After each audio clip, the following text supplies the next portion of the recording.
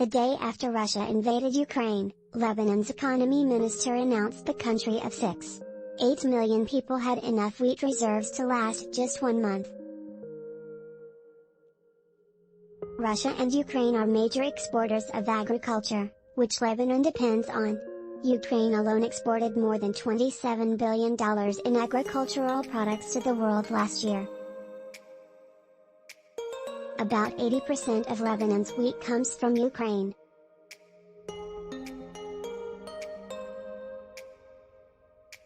So when the war started, so did worries of food shortages and price hikes.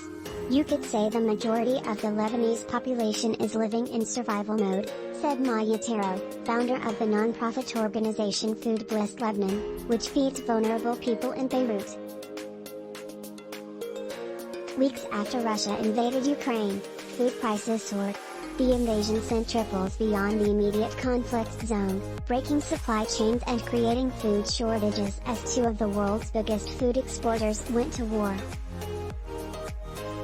In response, Egypt's prime minister fixed bread prices, Bangladesh launched a nationwide food subsidy program, and consumers in Indonesia noticed a favorite instant noodle dish went out of stock. In Lebanon, people turned to desperate measures. Some families have resorted to selling their belongings in order to use the money to buy food, Terro said. Lebanon is heavily dependent on food imports, so anything that happens elsewhere affects the country's food security, Terro said. The repercussions of war between Russia and Ukraine have led to catastrophic surges in food products like cooking oil, wheat and some types of grains. Terro said FoodBlessed Lebanon had seen an increase in demand in the last few weeks.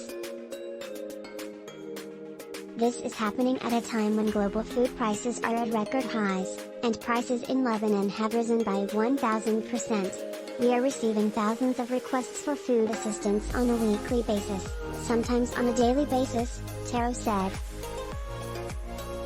This is playing out around the world.